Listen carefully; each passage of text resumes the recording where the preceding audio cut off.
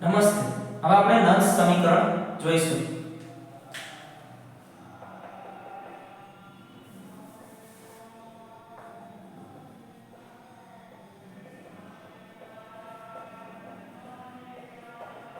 ધારો કે m ધાતુ છે. એની ઉપરનો વીજભાર કેટલો? તો કે +n. એને તટસ્થ થવા માટે કેટલા ઇલેક્ટ્રોનની જરૂરિયાત રહેશે? તો કે n ઇલેક્ટ્રોનની જરૂરિયાત રહેશે તટસ્થ થવા માટે. તટસ્થ ક્યાં? ઘન સ્વરૂપે સોલિડ. અહીંયા એક્વાયસ માધ્યમમાં હતું. હવે જોજો તો નંસે આના ઉપરથી એક સમીકરણની રજૂઆત કરી તો કે E m + n m E પ્રમાણિત m + n m minus RT NF ln નિપજની સાંદ્રતા ના છેદમાં પ્રક્રિયકની સાંદ્રતા m m + n આવી રીતે. ઓકે, હવે આ સમીકરણ કેમ આવ્યું એ તમને હું એક લેક્ચર પછી સમજાવીશ. આ વિડિયોમાં તમને એક લેક્ચર પછી સમજાવીશ. જો હવે આની m ઓકે શુદ્ધ આ m છે એ શુદ્ધ સોલિડ છે, શુદ્ધ ઘન પદાર્થ છે, તો તેની સાંદ્રતા 1 એકમ લેવામાં આવે છે. તમે સંતુલનમાં જોઈ ગયા હશો કે શુદ્ધ ઘન પદાર્થ હોય અને શુદ્ધ પ્રવાહી હોય ત્યારે તેમની સાંદ્રતા અચળ હોય અને 1 એકમ ગણીને જ ચાલતા આપણે. તો અત્યારે m શુદ્ધ ઘન પદાર્થની સાંદ્રતા શુદ્ધ ઘન પદાર્થની સાંદ્રતા એ 1 એકમ લેવામાં આવે છે. તેથી સમીકરણ કેવું થશે? E m + n m E standard m + n m minus RT NF ln 1 m + n. જ્યાં R શું છે? તો કે આદર્શ વાયુ અચળાંક કેટલો હતો? 8.314 જૂલ કેલ્વિન ઇન્વર્સ ને મોલ ઇન્વર્સ આવું મૂલ્ય હતું. પછી T નોર્મલી 298 કેલ્વિન તાપમાન એટલે કે ઓરડાનું તાપમાન. n હેરફેર થતા ઇલેક્ટ્રોન ને આ હેરફેર થતા ઇલેક્ટ્રોન. F તો કે 96487 કુલમ. આ શું છે? તો કે 1 મોલ ઇલેક્ટ્રોનનો વીજભાર છે. સમજ્યા? 1 મોલ ધાતુ મેળવવી હોય તો કેટલા ઇલેક્ટ્રોન જોઈતા હતા? તો કે n મોલ ઇલેક્ટ્રોન જોઈતા હતા. અહીં તો તેવી જ રીતના માનો કે ફોર એક્ઝામ્પલ Zn वर +2 વીજભાર છે અને 2 ઇલેક્ટ્રોન તટસ્થ કરવા માટે કેટલા ઇલેક્ટ્રોન જોઈએ? 2. તો 1 મોલ ઝિંક મેળવવા માટે કેટલા ઇલેક્ટ્રોન જોઈએ? તો કે 2 મોલ ઇલેક્ટ્રોન જોઈએ. કેટલા મોલ ઇલેક્ટ્રોન? 2 મોલ. હવે ફોર એક્ઝામ્પલ Ag+ ને 1 મોલ Ag મેળવવો છે. 1 મોલ Ag મેળવવો તો 1 મોલ ઇલેક્ટ્રોન ગ્રહણ કરવા પડે. 1 મોલ ઇલેક્ટ્રોન શું કરશે? પોતે એક્સેપ્ટ કરશે. તો 1 મોલ Ag માટે 1 મોલ ઇલેક્ટ્રોનની જરૂરિયાત પડે. તો 1 મોલ ઇલેક્ટ્રોન, હવે 1 ઇલેક્ટ્રોનનો વીજભાર કેટલો? તો કે 1.6 × 10⁻−19 કુલમ. તો 1 મોલ ઇલેક્ટ્રોન 6.022 × 10⁻23 ઇલેક્ટ્રોન થાય. ત્યારનો વીજભાર કેટલો? તો કેટલો આવશે? 96487 કુલમ. આ બેનો મલ્ટીપ્લિકેશન કરી નાખશો, ગુણાકાર કરી નાખશો એટલે કેટલો જવાબ આવશે? 96487 કુલમ. તો 1 મોલ ઇલેક્ટ્રોનનો વીજભાર એટલે શું કહેવાય? 1 ફેરાડે. બરાબર? હવે જો આટલી ખબર પડી. હવે હું તમને ડેલિયમ કોષમાં લઈ જાઉં. તો ડેલિયમ કોષમાં શું હતું? તો ઝિંક માટે. હવે કોપર માટે. ડેલિયમ કોષમાં કોપર અને ઝિંક બંને ધાતુનો ઉપયોગ થતો હતો. તો કોપર માટે શું? તો કોપર માટે Cu+2. કોપર ઉપર વીજભાર કેટલો હોય? +2. Cu+2 બે ઇલેક્ટ્રોન મેળવી અને શું બનાવશે? Cu solid. બરાબર? એકવાર આના માટેનું આવા સમીકરણની રજૂઆત કરું છું. આના માટે આ સમીકરણ બનાવો તો શું થશે? E Cu+2 Cu E standard Cu+2 Cu minus RT NF NF ln Cu+2. હવે જો ઉપર તો કોપર, અહીંયા ઉપર છે કોપર એ શુદ્ધ અવસ્થામાં છે, શુદ્ધ ઘન પદાર્થમાં. તો અહીંયા એક લખી દઉં ને. તો આવી રીતના એક સમીકરણ આવ્યું કોપર માટે. હવે ઝિંક માટે Zn + 2 Zn જો Zn શું કરશે Zn + 2 બે ઇલેક્ટ્રોન મેળવી અને શું બનાવશે Zn આ એક્વાયર્સ આ ઘન ઓકે તો E Zn + 2 Zn = E પ્રમાણિત Zn + 2 Zn - RT/NF ln નિપજની સાંદ્રતા ના છેદમાં પ્રક્રિયકની સાંદ્રતા નિપજની સાંદ્રતા તો આપણે શુદ્ધ ઘન પદાર્થ છે તો કેટલા એકમ લેશું 1 એકમ અને પ્રક્રિયક કોણ છે તો પ્રક્રિયક કોણ છે Zn + 2 અહીંયા છેદમાં મૂકી દો ડન આ કેના માટે આવ્યું ઝિંક માટે એક સમીકરણ આ અને એક સમીકરણ આ હવે જો કેલ્વિન કોસ ને યાદ કરો અને ડેનિયલ કોસ ને યાદ કરો તો ડેનિયલ કોસ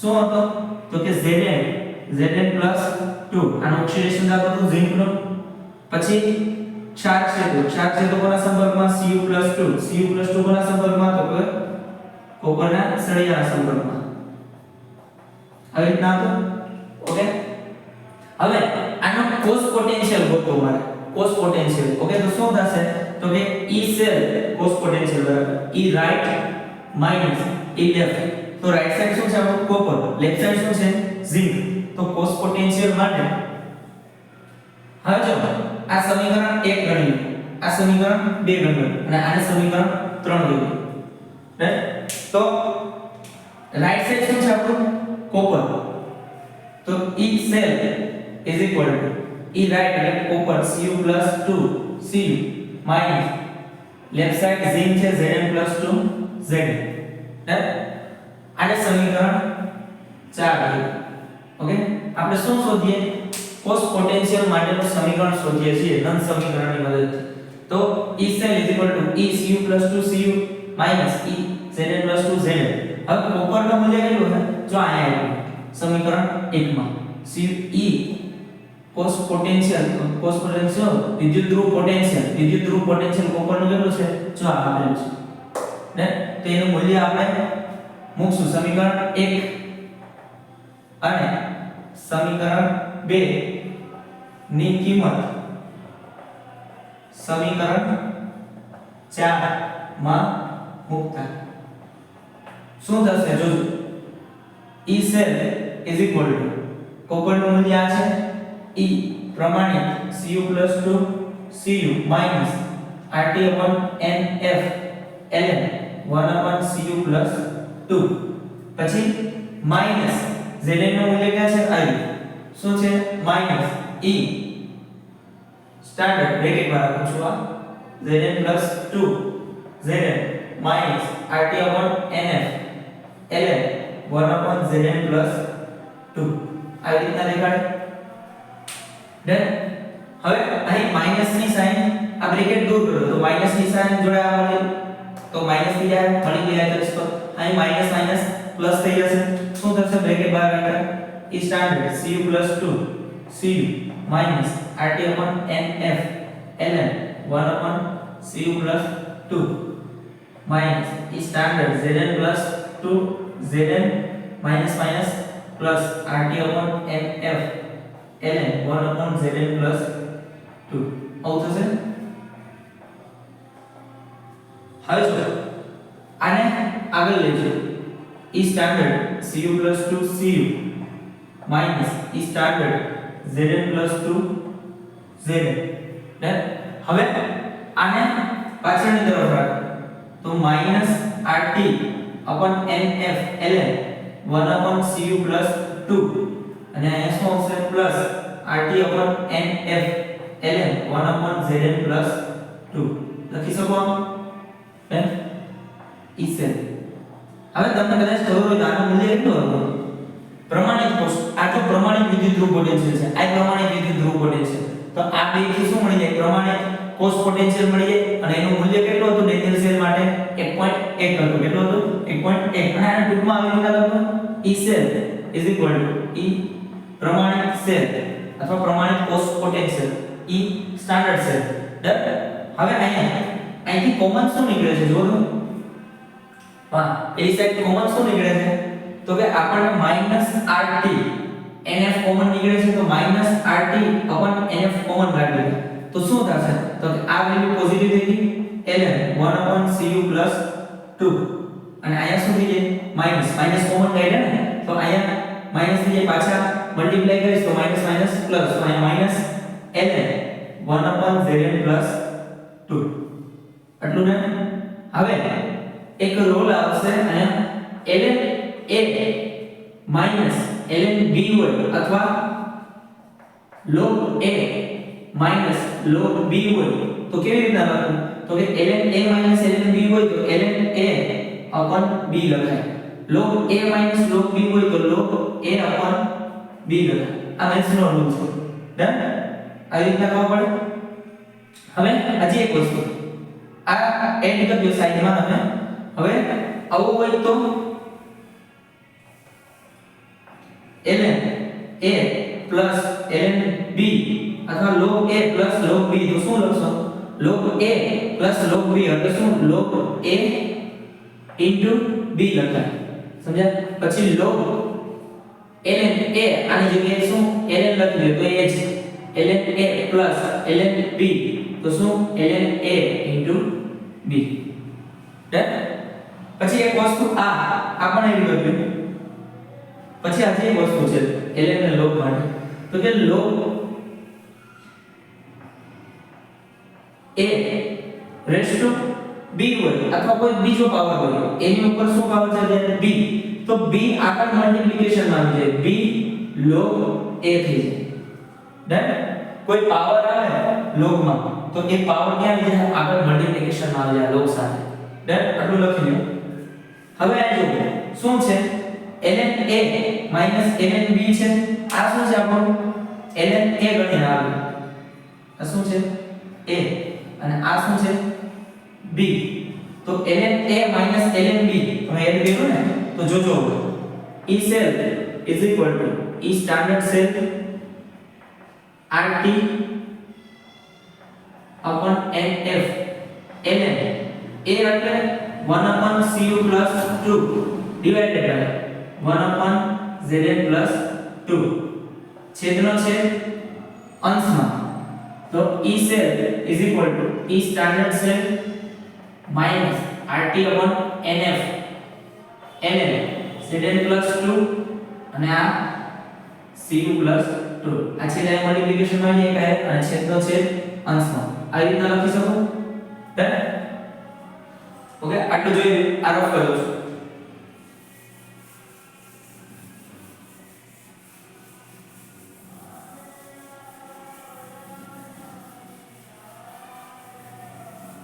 હવે જો આટલું થઈ ગયું શું લખું તો કે e cell is equal to e standard cell minus rt upon nf ln Zn + 2 divided by cu + 2 bracket માં આટલા દર્શાવાય કે સાંદ્રતા હોય એને બ્રેકેટ માં લખાય સમજ્યા કે મેં અહીં બ્રેકેટ દર્શાવ્યો નથી પરંતુ સાંદ્રતાને કેમાં દર્શાવાય બ્રેકેટ માં દર્શાવાય સમજ્યા કે નહીં તો હવે અહીંયા ln ને log માં કન્વર્ટ કરીશ તો શું થશે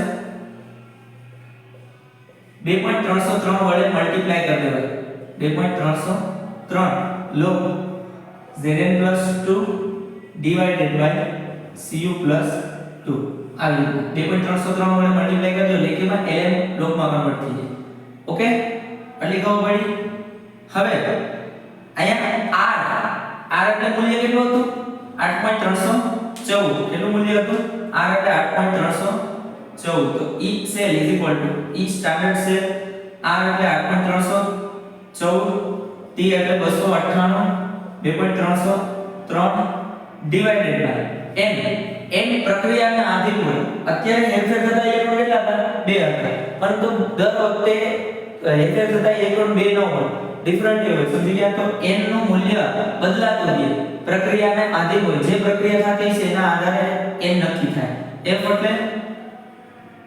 96487 ઓકે અને અહીંયા ફરી પાછું e ને h log Zn + 2 divided by cu + 2 આવી રીતના લખાય ઓકે હવે જો આટલાનો તમે હિસાબ કરશો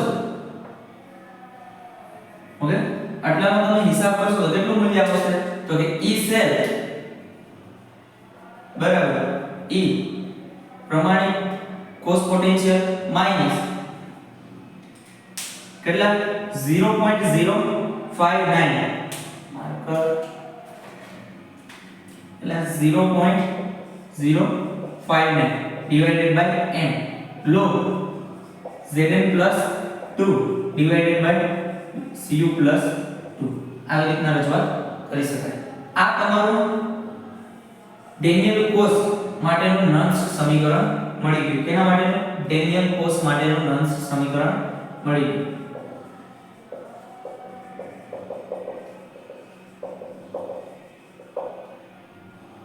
નંસ સમીકરણ ઓકે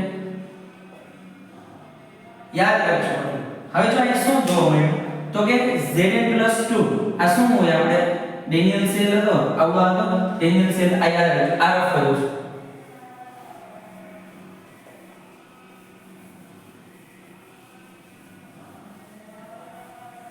આ આપણો ડેનિયલ સેલ હતો ડેનિયલ કોસ. તો ત્યાં ઝિંક નું રૂપાંતર કેમાં થતું હતું?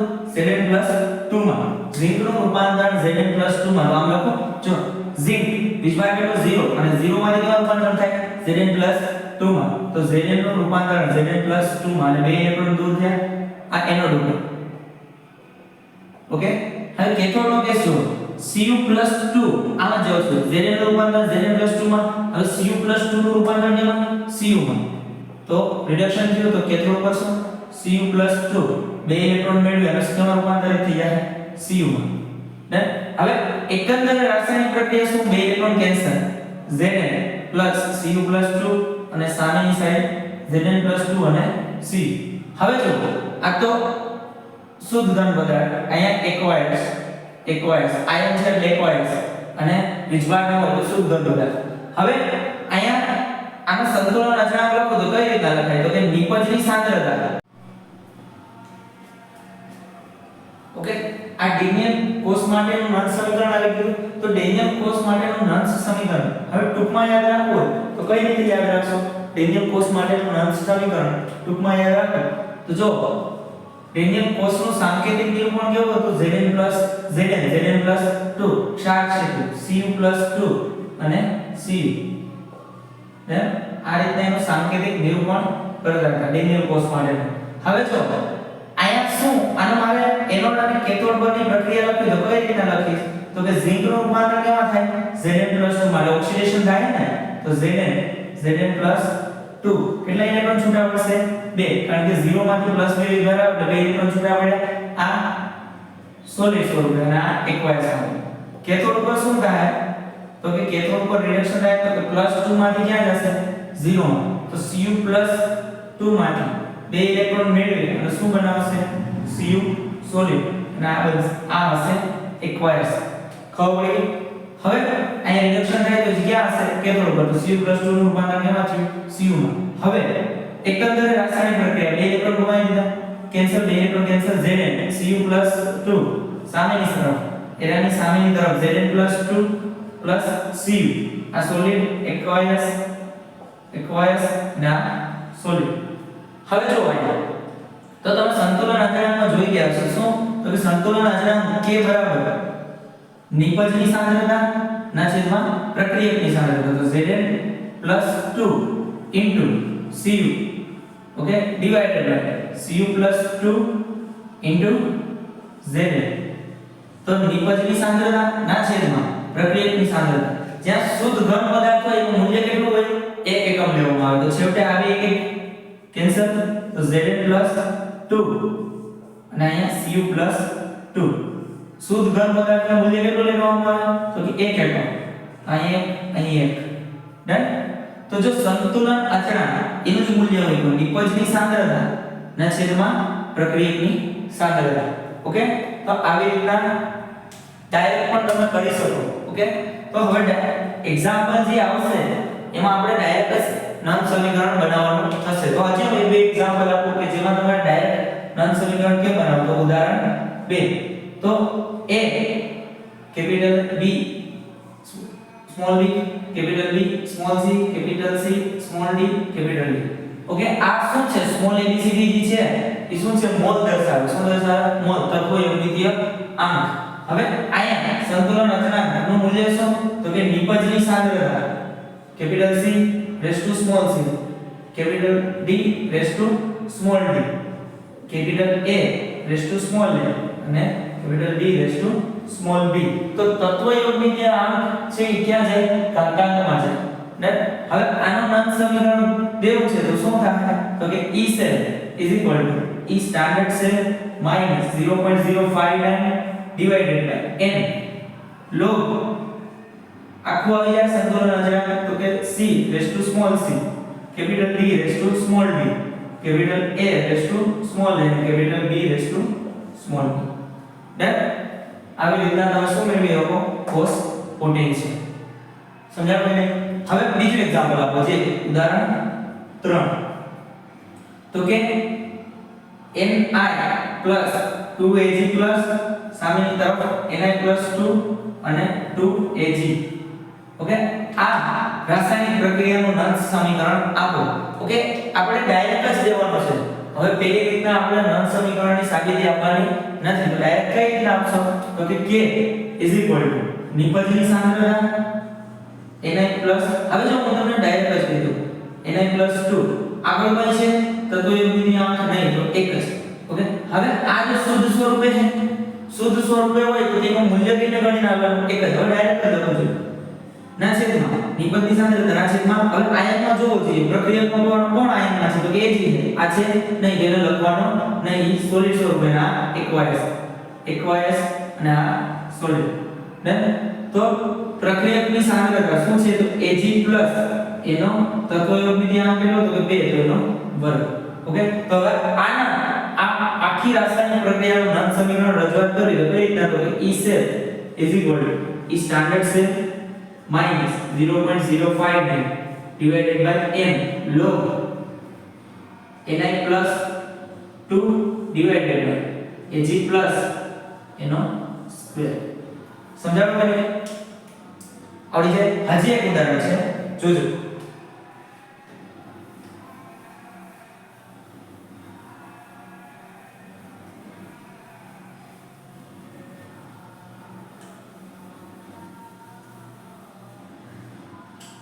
શું તો કે આવી રીતના આપેલું હોય તો શું કરશો ઉદાહરણ 4